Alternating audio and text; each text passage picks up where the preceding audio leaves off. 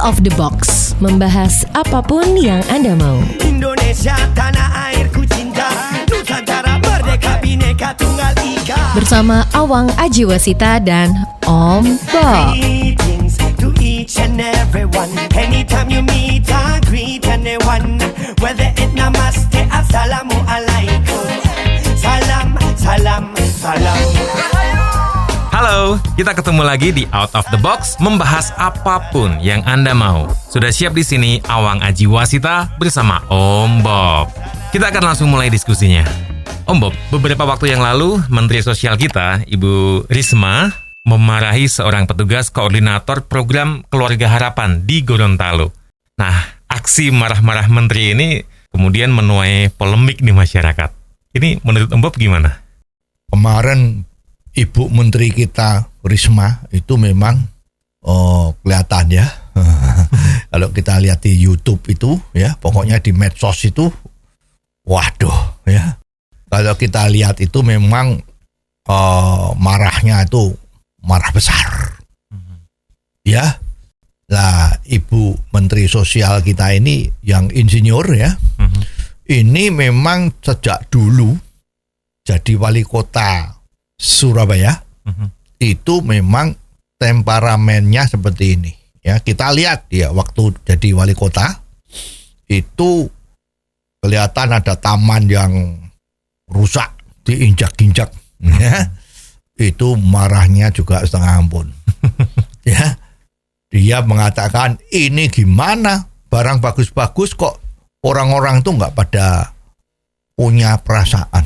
Ya, jadi taman yang begitu cantik, indah, dan buatnya tentu mahal kan, itu juga menjadi berantakan gak karuan, marah.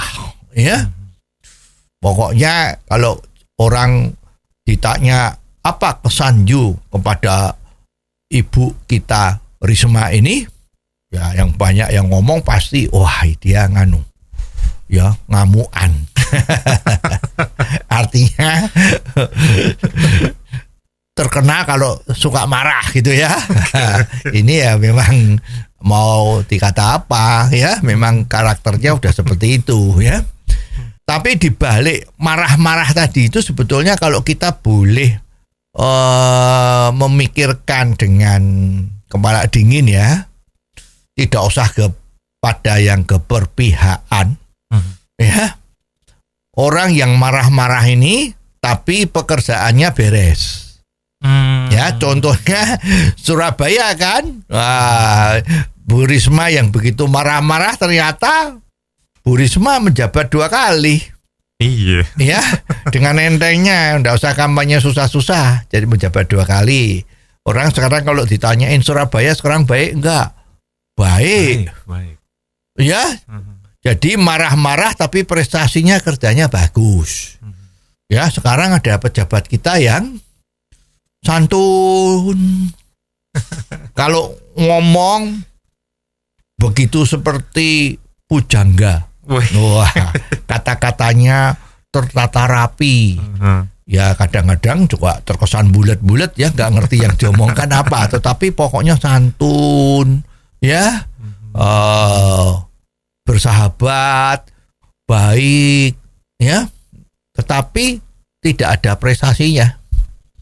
Ya, menjabat sudah sekian lama nggak ada yang bisa dikatakan baik ya. Apa yang jadi ide-idenya itu cuman omong kosong ya.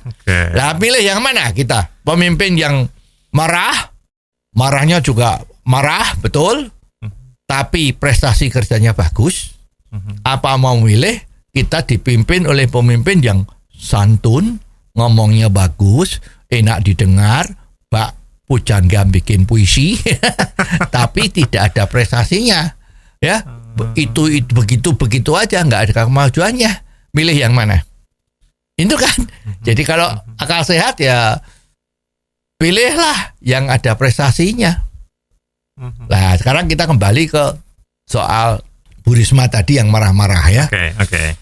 Itu kalau kita lihat dari ilmu manajemen ya. Itu memang harus marah. Kalau Kalau mau membuat anak buah kerja baik itu ya memang harus marah. Ya, dalam arti kata marah itu artinya kita mengeterapkan sistem yang sangat populer, semua setuju, yaitu reward dan punishment. Oke. Ya, jadi kalau berbuat baik dikasih reward.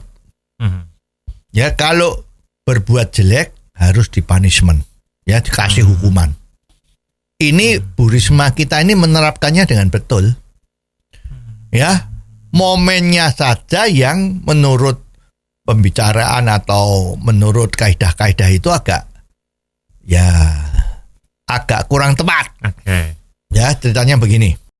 Sekarang sebelum menuju ke sana kita bicara dulu. Sebetulnya itu yang namanya tekanan atau stressing. Itu membuat orang itu berprestasi apa malah prestasinya jadi jelek. Itu yang perlu kita pikirkan, ya. Okay. Ada dua pendapat. Ya, satu pendapat bilang orang itu pada dasarnya baik.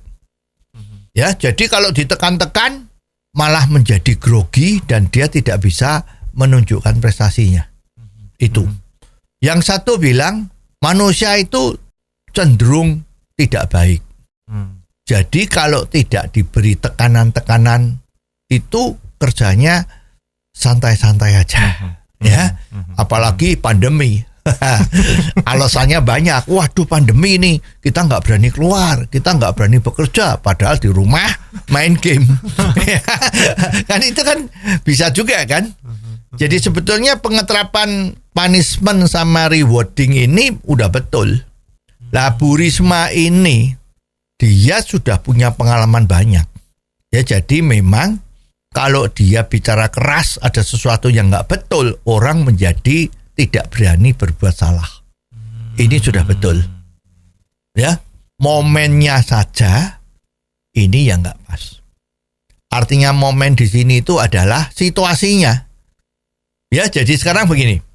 Orang memang ada teori kalau memarahin orang atau memberitahu orang kalau berbuat salah paling bagus kan face to face, one on one. Nah, okay. Jadi kalau dia salah orang lain nggak ngerti, tidak malu.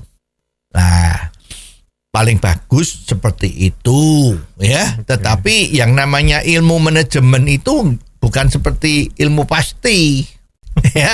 Kalau ilmu pasti kan 2 kali 2 berapa?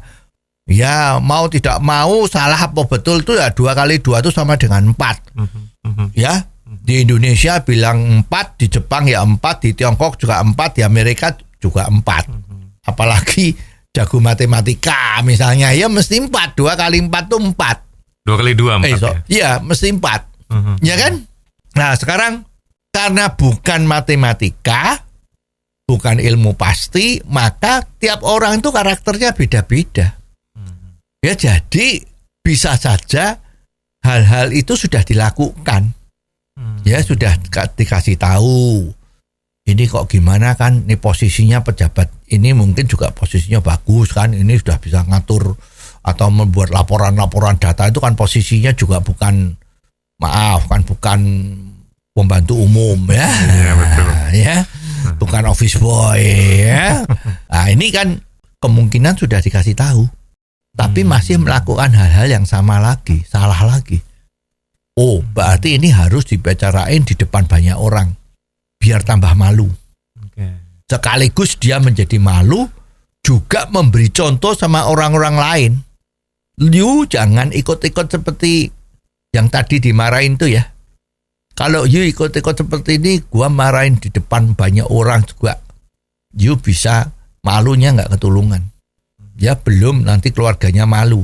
Aduh, bapak saya kok dimarahin di depan umum. Ya, tapi sebelumnya kan sudah dimarahin sendiri, tapi juga masih salah. Berbuat kesalahan yang berulang-ulang seperti ini ya. Siapa pemimpin yang hatinya tidak panas? Ini gimana sih? Ya, jadi sebetulnya kemungkinan ini sudah betul Bu Risma melakukan ini. Masalahnya ini menjadi viral. Nah, kebanyakan orang-orang di Indonesia ini kan masih emosional. Hubungannya masih banyak harmonisnya. Jadi menganggap bahwa Bu Risma ini salah. Wah, kebangetan seorang ibu kok, ibu menteri lagi. Ini kok kelakuannya seperti itu. Ya, bahkan gubernurnya juga nggak seneng kan. Ini kenapa anak buah saya dimarahin seperti itu. Ya sebetulnya ini, kalau ini tidak jadi viral, itu tidak ada masalah. Karena ini menjadi lingkungan intern. Semuanya kan pegawai-pegawainya Pemda, jumlahnya kurang lebih ya 100 orang. Nah di situ lingkungannya tertutup, hanya pegawai itu semua. Ini nggak ada masalah. Memang ada strategi dari Bu Risma untuk bisa supaya kinerja dari semua aparat-aparat yang ada di situ dan lingkungannya itu menjadi baik. Jangan seperti itu loh, gua bisa marah gua bisa lebih tinggi dari itu, misalnya begitu. Jadi sebetulnya nggak apa-apa. Sialnya ini kok ada yang nyebarin pakai handphonenya dia. Ini yang nggak boleh. Jadi besok kalau seandainya terjadi rapat-rapat yang seperti ini, ya mestinya harus dikatakan bahwa rapat kerja ini adalah tertutup.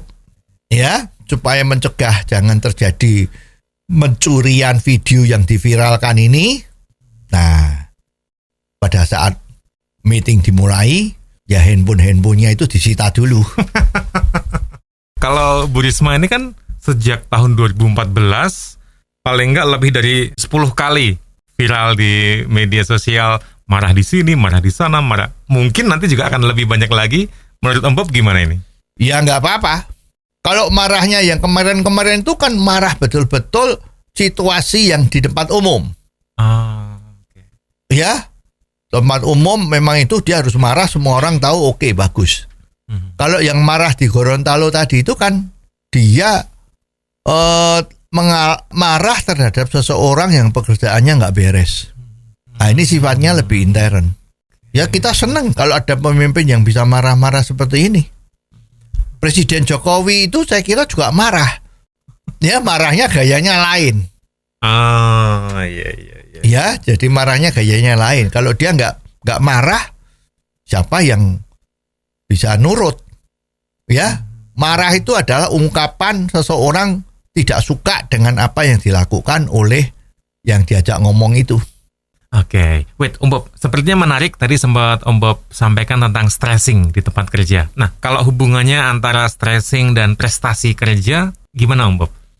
Ya, ini memang banyak yang, maaf ya, bukan mengecilkan, tetapi memang banyak kata-kata bahwa orang tuh jangan dikasih stres.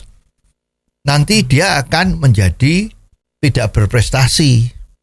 Itu banyak digunakan oleh orang-orang untuk menutupi kelemahannya dia sendiri. Jadi kalau ditanya, loh kamu kerja kok kayak gini loh? Ya deh, saya stres. Kenapa stres? Pemimpin saya itu, manajer saya itu kalau ngasih petunjuk atau marah itu bikin saya gak bisa mikir apa-apa. Blank. Ya, banyak kan bilang blank. Iya loh, kita blank. Wah, ya gagal fokus. Wah, misal begitu ya. Itu menutupi kelemahannya dia. Sebaliknya yang sebagai supervisor juga begitu. Karena dia tidak mempunyai kemampuan mengelola orang, bilang, wah saya nggak bisa marah sama anak buah saya. Karena kalau saya marah, menurut saya, dia malah tidak bisa berprestasi. Jadi dia kembali pakai kata-kata bahwa stres itu membuat prestasinya jatuh itu sebagai alasan untuk menutupin kelemahan-kelemahan dari masing-masing orang tadi itu. Ya, jadi ini sih bisa dipaklumi ya karena belum sadar. Ya, jadi kalau kita lihat itu banyak sekali selalu mempunyai pandangan yang lebih banyak ya. Itu kalau stres itu membuat orang tidak berprestasi. Padahal seharusnya orang yang tidak ada stresnya itu malah nggak bisa berprestasi. Ya, jadi contohnya begini. Kalau orang sekarang tidak ada risiko apapun, kalau berbuat sesuatu yang nggak benar, maka orang itu akan seperti itu terus. Ya, contoh, Misalnya hubungan antara bos sama karyawan ya. Oke. Pokoknya yang di sini bos itu artinya supervisor atau atasan sama bawahan. Kebetulan ini misalnya ya, yang menjadi bawahan itu reception Oke. di sebuah kantor ya, atau satpam lah ya. Oke. Jam kerjanya mulai pagi jam 7 misalnya. Ya. Kita sebagai atasannya ya. Loh, ini kita punya orang tadi itu kok terlambat. Datang terlambat. Kalau jadwal datangnya kerja itu jam 7, datangnya jam 7 lebih. Itu prestasinya baik apa jelek? Jelek. Jelek. Tetapi karena takut stres, dibiarin. Namanya juga manusia, ya nggak usah lah. Tepat-tepat ya, terlambat sedikit nggak apa-apa. Ya, supaya harmonis. Kasihan dia kalau stres. Ya. Nah, apa yang terjadi? Ya terlambat terus. Nah, sekarang teori tadi stressing tadi itu diterapkan. Ini kok terlambat terus ini. Ya, kita diem aja dia terlambat terus. Ya, artinya terus tuh hari ini terlambat, besok tidak, lusa terlambat lagi. Yuk, terlambat lagi, tidak lagi itu ya. Oke. Jadi bukan continue terlambat terus ya. Itu lain lagi ceritanya. Nah, terus waduh, sekarang kita tegur lah, karena teorinya kan memang harus dikasih stressing. Tanyain, "Hei Susi, kenapa kamu terlambat?" "Oh ya, kemarin misalnya kalau dia naik sepeda motor bensinnya habis." Ya, mau berangkat kok habis bensinnya. Jadi terpaksa bonceng orang lain misalnya begitu. Oke. Besok jangan begitu ya. Besok jangan terlambat. Kan cuma ditegur seperti itu. Ya. Nah, besok dia pagi-pagi dari rumah pasti udah siap-siap. Apakah bensinnya itu sudah ada, malam hari udah dilihat supaya jangan terlambat lagi. Saya nggak enak. Nanti kalau saya ditegur lagi nggak enak. Jadi sejak itu dia masuk terus. Nah, ini namanya dia sadar dan supervisornya memberi stressing, teguran. Ya, nah wes. Manusianya tadi itu termasuk peka. Ditegur, dia sudah bisa. Coba kalau tidak ditegur, dia ya akan sering-sering terlambat terus. Nah, ini teorinya. Dikasih stres, dia prestasinya bagus. Tapi ada orang yang hatinya tidak sepeka Susi tadi. Ya, misalnya namanya sekarang Rina. Oke. Ternyata Rina ini kesalahan yang sama, cuma ditegur seperti itu, dia masih nggak apa-apa, paling ditegur. Ya, dia masih sering terlambat. Nah, supervisor harus gimana? Teorinya kan harus dikasih stres supaya prestasi. Kita buktiin. Betul. Setelah dia terlambat kesekian kalinya dipanggil. Lu kenapa sih terlambat terus? Lu nggak bisa datang tepat. Mulai besok kalau you terlambat, maka gaji lu akan dipotong. Nah, katakanlah potong 10.000, 20.000, ya itu masih urusan belakangan ya. Pokoknya akan dipotong. Ya, besok dia udah nggak terlambat.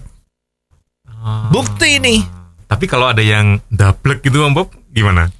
Ya, makanya ini orang itu tingkat ketahanannya terhadap stres itu beda-beda.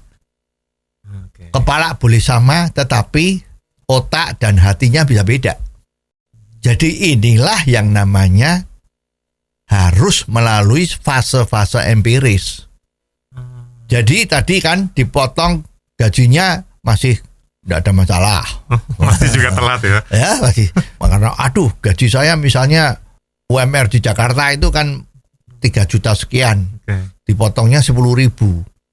Wah ya kecil. Kecil ya. Ya buat apa? 10.000 ya nggak apa-apa daripada gua repot-repot bangun pagi lah macam-macam lah. Ya terburu-buru 10.000 ya nggak apa-apa lah. Apalagi itu belum tentu tiap hari ketahuan. Nah ini dablek kan. Apa yang kita harus lakukan kalau ketemu orang yang kayak gini?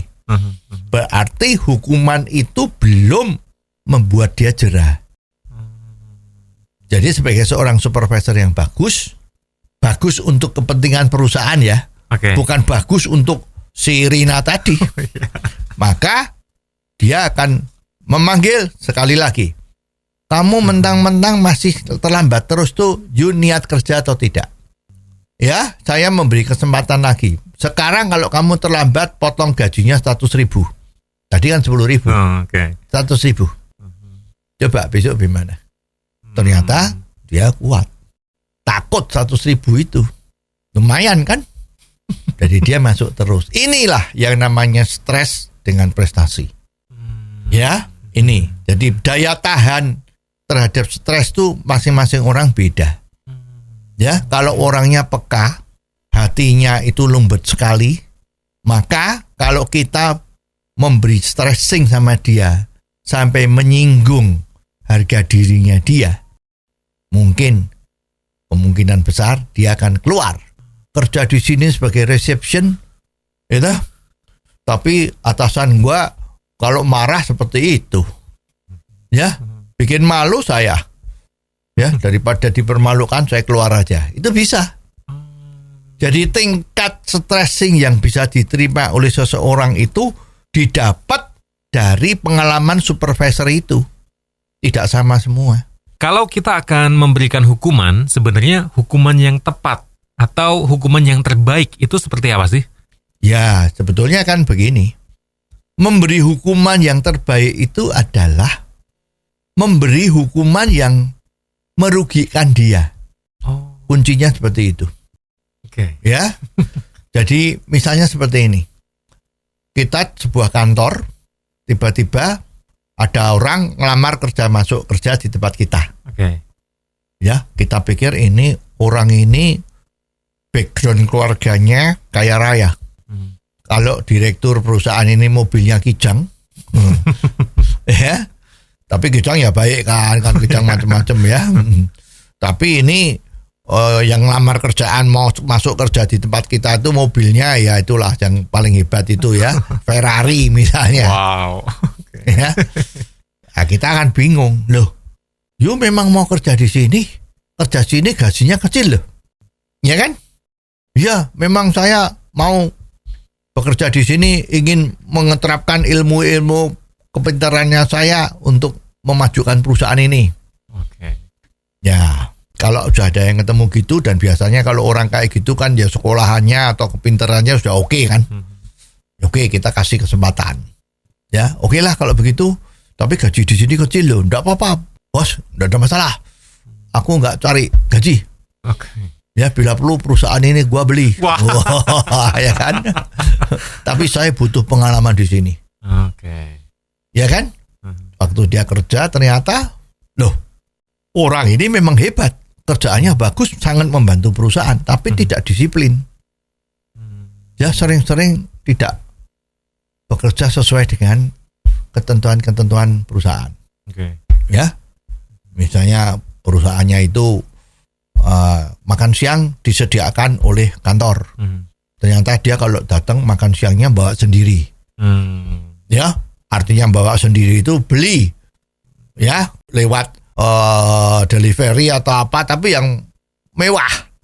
Kalau kita makan biasanya itu nasi kotak, dia mewah. Ya. Dan belinya juga enggak cuma 1, 2 atau 3 lah pokoknya ya, dibagi-bagikan. Ini bisa mengganggu image perusahaan, maka dilarang, jangan. Tapi masih terus dilakukan. Ya. Terus oke, besok kalau you seperti ini terpaksa kita punishmentmu adalah gaji lu akan dipotong separuh lo gitu. Baik Pak, saya siap gitu. Tapi besok dia juga ngelanggar terus. Ya kan? Gaji dipotong separuh juga tidak mengaruh karena dia kaya raya. Ternyata tujuannya dia itu di tempat dia duduk kantor itu sampingnya itu ada cewek cantik. Di mana dia kalau melakukan PDKT selama ini gagal terus. Tahu kerja di perusahaan itu dia masuk sebagai karyawan. Tujuannya kepengen ngenalin cewek itu. Modusnya ya. Ketahuan kan?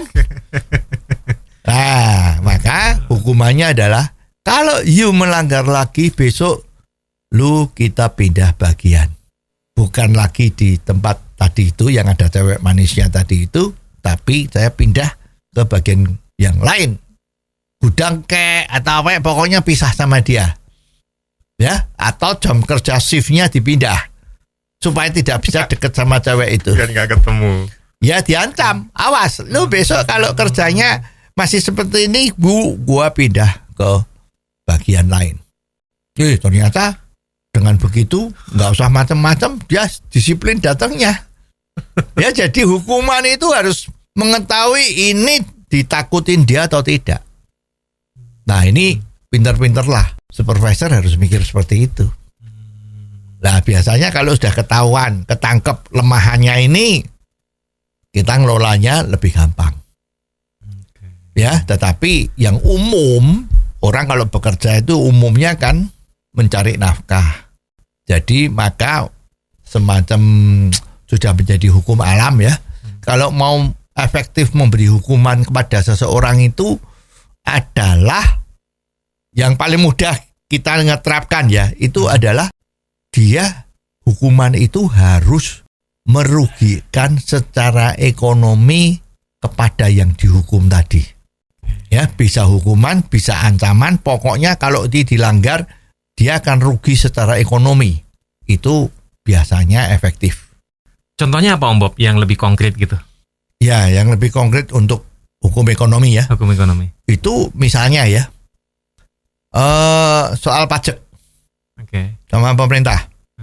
Kita harus bayar pajak, katakanlah setiap pembelian itu ada pajak yang harus di-store ke pemerintah berapa persen misalnya ya. Kalau PPN sekarang ini kan 10%, mungkin besok jadi 11% apa itu ya. Kalau ada penjualan barang kena pajak, maka dia harus kena pajak 10%. Ini ternyata ada yang nekat. Ya, 10%-nya itu nggak distorkan negara. Ya, lah ancamannya kalau ini ketahuan, maka dendanya adalah 10 kali. Misalnya begitu. Jadi kalau saya nekat tidak tak setorkan 10%-nya tadi itu, kalau ketahuan saya kena 100% dendanya. Nah, itu membuat dia takut. Nah, soal takut gimana caranya bisa ketahuan atau tidak, itu kan sistem ya. Nah, sekarang kalau sistemnya dari yang memberi ketentuan itu udah baik, seperti sekarang Dirjen Pajak itu kan sistemnya sudah bagus ya. Jadi orang kalau mau nekat-nekat itu biasanya ketahuan itu. Takut.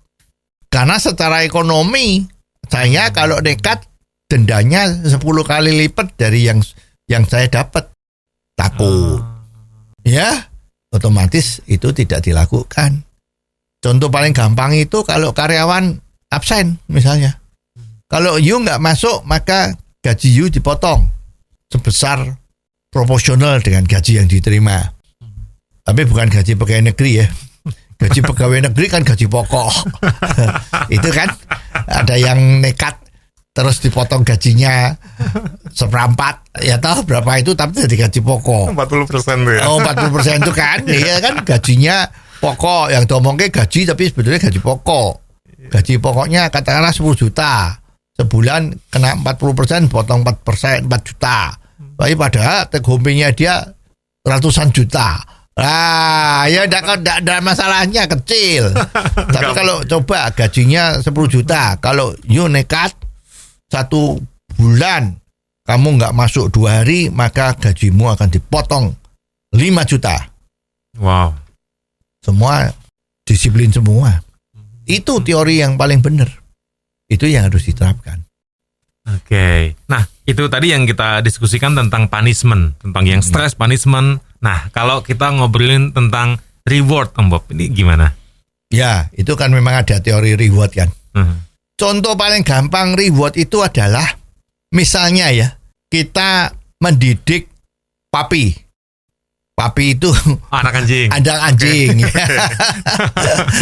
Atau anjing yang gede, yang kalau orang sekarang kan lagi populer tuh samonyet, husky, ya, atau itu anjing pengembala dari New Zealand tuh shepherd, misalnya begitu ya. Ini paling mudah memberi contoh kalau reward. Disuruh duduk, sit. Begitu sit, duduk, kasihlah cemilan. Itu reward. Dilempar bola, ayo diambil. Kok enggak mau, ya biarin. Ayo diambil, deketin, yuk diambil lagi. Oh bisa, dikasih reward, kasih cemilan lagi ya. Dikasih roti apa dikasih cemilannya dia yang suka itu. Ya, kita lihat tuh kalau ada flipper show, biasanya di mana itu? Ocean Park ya. Flipper tuh kenapa kok bisa begitu? Mencolot tinggi. Selesai kasih ikan kecil makanannya dia. Ya, suruh nyium pipi orang. Nyium, kasih. Itu namanya reward. Ya, untuk tadi itu piaraan-piaraan kita yang sangat bagus itu ya, itu contoh yang bagus mengenai rewarding. Ya, jadi kalau memang dia berbuat baik dikasih, nah itu rewarding. Cuman manusia ini kan agak susah. Ya, contoh yang paling banyak bagus untuk manusia itu biasanya itu adalah salesman. Salesman itu paling gampang ngukur berhasil tidaknya dia sebagai salesman. Dia kalau sebagai salesman kan ada penjualan. Dia tugasnya melakukan penjualan. Maka ada satu kriteria. Kalau kamu dalam sebulan bisa jual 10, maka kamu akan dapat reward katakanlah 1 juta rupiah. Di samping gaji pokok macam-macam lah. Itu ada urusan lain. Tapi ini rewardnya. Terus kalau kamu bisa laku menjual 20, maka bonusnya nggak cuma 1 juta. Sekarang menjadi 1,5 juta misalnya. Kalau bisa laku 30, bonusnya 2 juta. Itu reward. Nah, kalau diterapkan tadi yang kerjaannya yang tidak bisa diatur atau diukur dengan hasil-hasil penjualan tadi itu ya bisa juga. Misalnya seorang satpam. Kalau you bisa tidak terlambat datangnya, tadi kan masalah datangnya terlambat sebulan berturut-turut, maka you dapat reward 5 juta rupiah. Wah, dia ada acara apa aja tidak mau, apalagi sudah mendekati tanggal ke 30 atau 29 gitu kan. Wah, ini kalau saya terlambat 5 juta saya hilang. Nah, itu reward. Bisa, mau diterapkan bisa.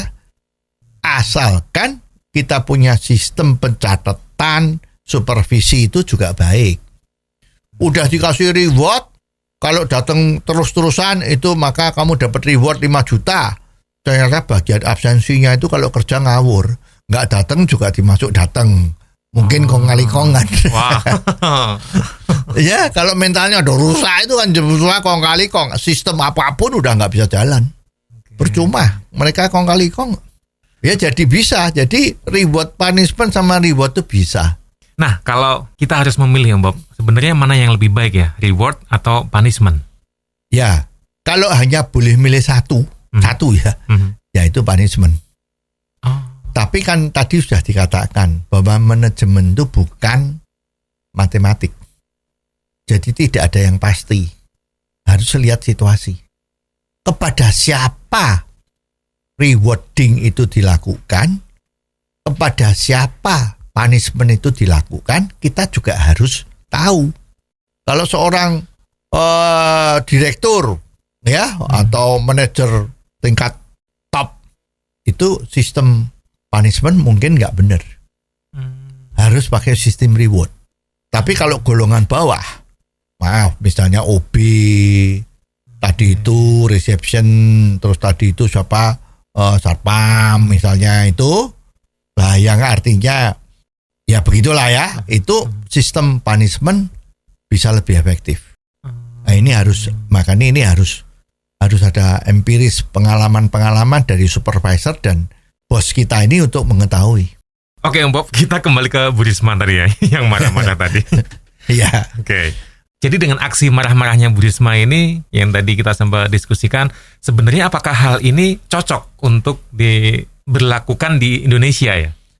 Iya, memang kalau kita lihat Bu Risma kemarin itu udah betul ya. Marahnya dia itu betul-betul marah, bukan marah pencitraan. Marah betul. itu memang orang yang dimarahin dengan Bu Risma ya akan grogi. Bila perlu bisa istilahnya itu bisa ini bisa pergi ke kamar kecil gitu ya. Kayak bisa. Itu memang bagus. Cuman kemarin itu mestinya jangan sampai terjadi viral. Ya, jadi itu akan efektif. Karena dengan adanya viral ini sepertinya itu merugikan citranya Bu Risma itu sendiri. Ya, jadi Iman. Ya. Nah, sekarang apakah ini cocok diterapkan di Indonesia?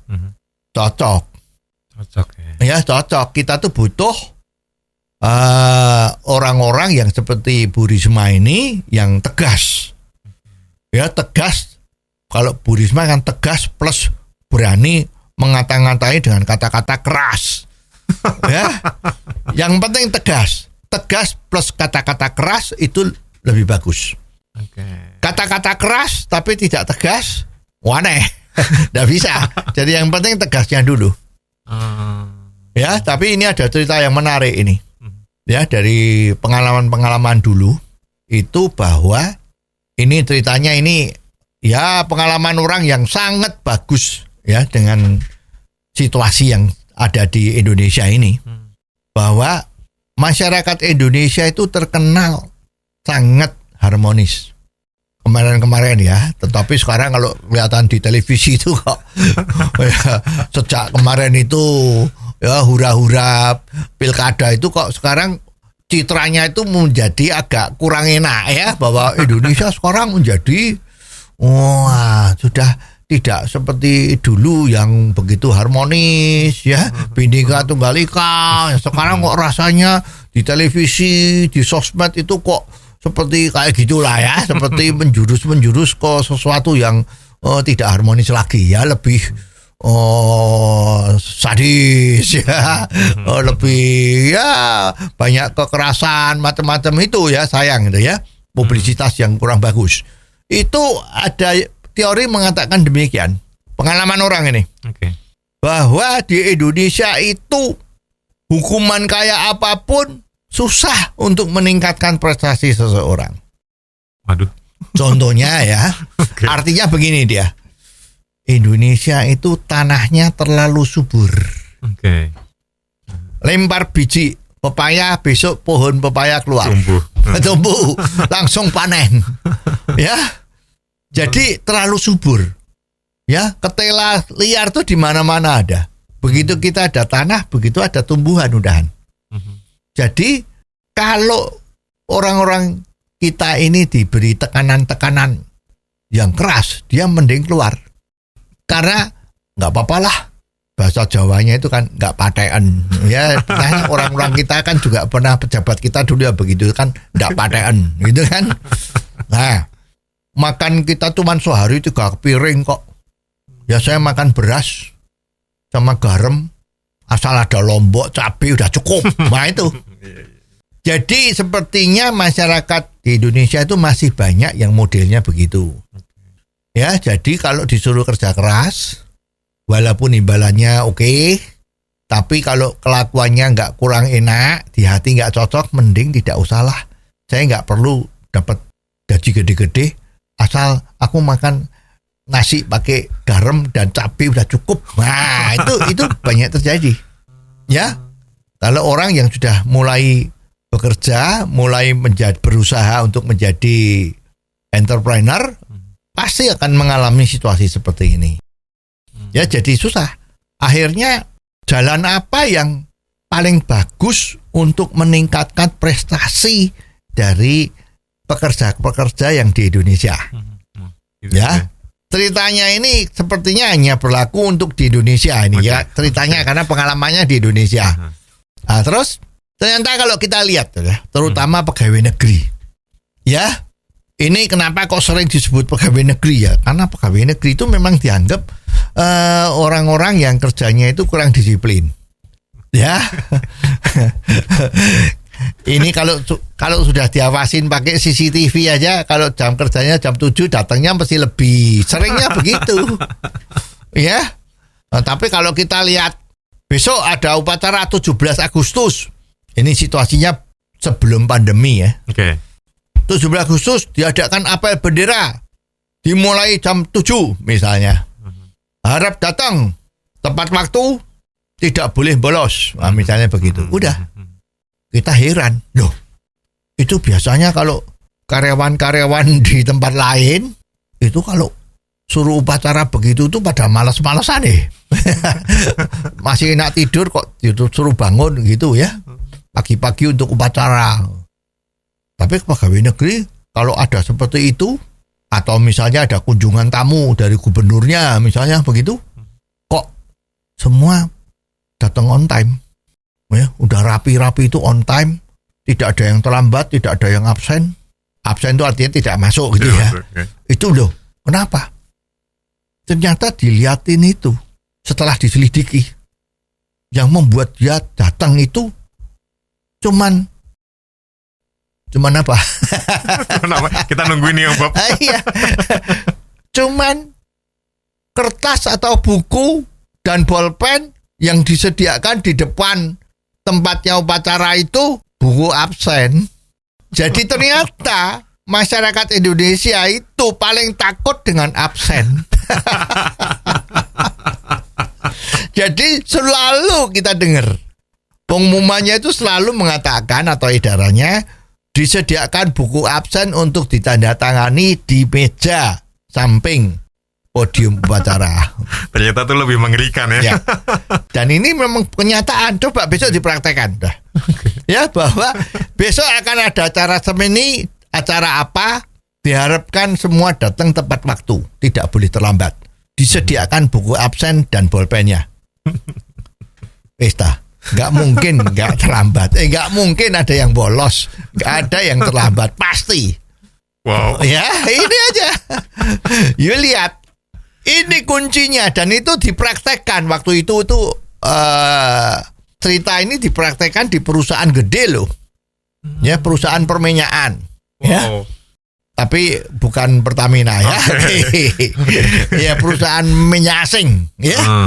Nah, itu begitu.